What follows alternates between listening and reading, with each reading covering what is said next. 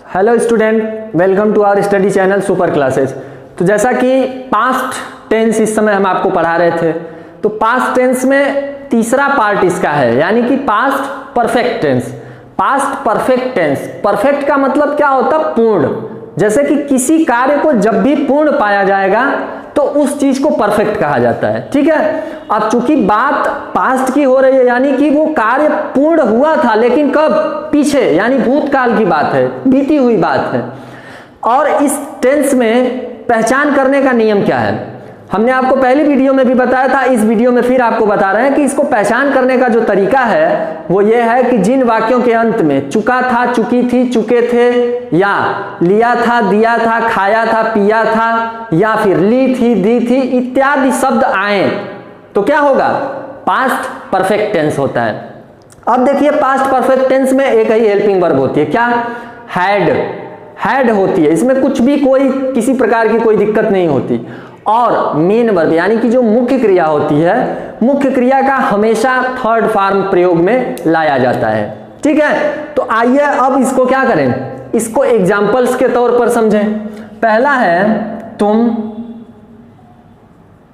बाजार जा चुके थे। ठीक, तुम बाजार जा चुके थे। अब देखिए, इसको समझना क्या है कि सबसे पहले इसकी पहचान करें। चुका था, चुकी थी, चुके थे में से कोई एक आया है तो इसका मतलब क्या है? पास्ट परफेक्ट टेंस है। और अब इसको नियम को क्या करें, यहां पे लिखें। सबसे पहले क्या आएगा? सब्जेक्ट, फिर उसके बाद हैड, उसके बाद सब्जेक्ट हो गया, हैड हो गया, उसके बाद मेन वर्ब, उसका कौन सा फॉर्म? Third form. और उसके बाद क्या? ऑब्जेक्ट। हमेशा की तरह कुछ नया नहीं है। सब्जेक्ट हो गया, हैड हो गया, मेन वर्ब की थर्ड फॉर्म, उसके बाद ऑब्जेक्ट, यानी कि हैड हर चीज में आएगा। हर एक पास्ट परफेक्ट में सिर्फ एक ही सहायक क्रिया होती और एक ही नियम ये भी होता कि मेन वर्ब की थर्ड फॉर्म हमेशा यूज की जाती है। आइए इस नियम को यहां पे क्या करें, अप्लाई करें। सब्जेक्ट क्या है? यू, उसके बाद हैड, जाने की इंग्लिश क्या होगी? गो, गो का third form go, went, gone. कहां पे? To market, you had gone to market. कोई दिक्कत बिल्कुल नहीं होनी चाहिए। अरे हमने वही नियम, तो जो नियम यहां लिखा उसी को यहां पे अप्लाई किया। सब्जेक्ट क्या है? यू, हेल्पिंग वर्ब क्या लगी? हैड, मेन वर्ब की कौन सी फॉर्म? थर्ड फॉर्म, और उसके बाद ऑब्जेक्ट लिख दिया, बात खत्म हो गई। You had gone to market, कुछ भी दिक्कत नहीं है। अब देखिए दूसरा, ये चूंकि अफर्मेटिव हो गया, साधारण वाक्य हो गया। अब नेगेटिव की बारी आती है। नेगेटिव मतलब क्या होता? नकारात्मक, नकारात्मक जिसमें नहीं आया हो। अब नेगेटिव सेंटेंस क्या है? जैसे लिखे हैं, मैं नहीं खा चुका हूं। मैं नहीं खा चुका था, सॉरी, मैं नहीं खा चुका था।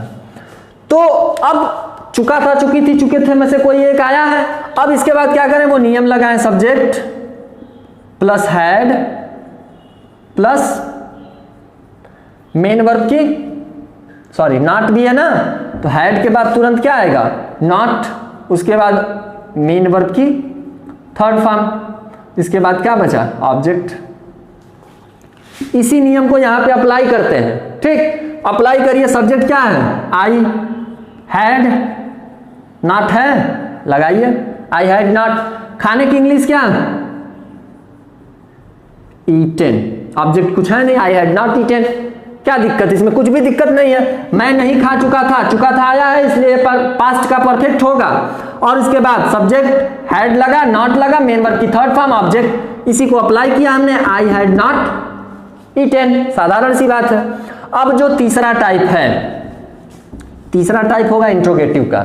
इंट्रोगेटिव में हमने आपको बताया दो तरह के इंट्रोगेटिव होते हैं। एक वाक्य के शुरुआत में प्रश्न सूचक शब्द आता है, एक वाक्य के बीच में प्रश्न सूचक शब्द आता है। तो आइए पहले वाक्य के शुरुआत वाला देखते हैं। क्या वह आया था? नियम बनाइए, क्या आया है पहले? तो हेल्पिंग वर्ब से शुरू होगी, had, subject, object, sorry main verb की थर्ड फॉर्म,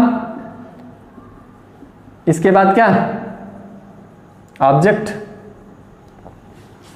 इसी नियम को यहां पे क्या करिए, अप्लाई करिए, लागू करिए। हैड लगा, सब्जेक्ट क्या है, वह, क्या होगा, हैड ही।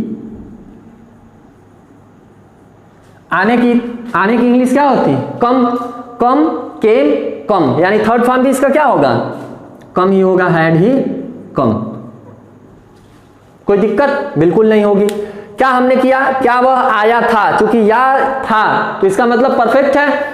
परफेक्ट टेंस में अगर प्रश्नसूचक शब्द पहले आया है तो हेल्पिंग वर्ब से क्या होता है, वाक्य की शुरुआत की जाती है। इसके बाद सब्जेक्ट, मेन वर्ब का तीसरा रूप ऑब्जेक्ट। सब्जेक्ट ही है, उसके हिसाब से फिर इसमें एक ही हेल्पिंग वर्ब हमने आपको बताया, हैड लगा है तो हैड ही, और कम का थर्ड फॉर्म क्या होता, कम होगा। चौथा एग्जाम्पल इसमें है, चौथा एग्जाम्पल क्या, प्रश्नसूचक शब्द जो है, जो भी प्रश्नसूचक शब्द हमने आपको बताया इंट्रोगेटिव में, वो वाक्य के बीच में एक बार आएगा, एक बार पहले आएगा। तो अब पहले वाला तो हो गया, बीच में आए, और उसके साथ क्या है, नहीं का प्रयोग किया जाए। श्याम क्यों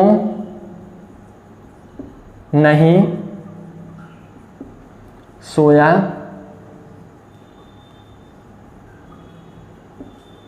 था, श्याम क्यों नहीं सोया था। अब आइए इसके लिए क्या करें, रूल फॉर्म करते हैं। WH वर्ड बीच में आया है तो यहां पे सबसे पहले लगेगा, और इसके बाद क्या, हेल्पिंग वर्ब इसकी क्या है, हैड, फिर उसके बाद क्या, सब्जेक्ट, फिर उसके बाद नॉट, फिर उसके बाद मेन वर्ब की थर्ड फॉर्म, फिर उसके बाद ऑब्जेक्ट है तो ऑब्जेक्ट लगाइए। कोई दिक्कत बिल्कुल नहीं होगी। WH वर्ड यानी क्योंकि इंग्लिश क्या होगी, इसी नियम को यहां पे अप्लाई कर रहे हैं। वाई, हैड लगा दीजिए, श्याम चूंकि सब्जेक्ट है, फिर नॉट, सोने की इंग्लिश स्लीप, स्लेप्ट, स्लेप्ट यानी कि थर्ड फॉर्म, और कुछ, why, had, Shyam, not, slept, कुछ बचा ही नहीं। कोई दिक्कत बिल्कुल नहीं होनी चाहिए। अरे श्याम क्यों नहीं सोया था, या था आया है तो इसका मतलब है कि प्रेजेंट पास्ट परफेक्ट टेंस है। तो पास्ट परफेक्ट टेंस में और इसमें प्रश्नसूचक शब्द वाक्य के बीच में आया है तो उसी से क्या करेंगे, ट्रांसलेशन बनाते समय उसी की अंग्रेजी से शुरुआत की जाती है। नहीं आया है, नहीं को फॉलो करिए इसमें। तो why, had, Shyam, not, slept, कोई दिक्कत नहीं। चारों एग्जाम्पल हमने आपको बता दिए। तो पास्ट परफेक्ट टेंस में 4 एग्जाम्पल्स हमने आपको बताए, पूरे डिटेल एक्सप्लेन किया। इसके बाद अब जो होगा वो पास्ट परफेक्ट कंटिन्यूअस टेंस होगा। उसके लिए नेक्स्ट वीडियो देखिए। धन्यवाद।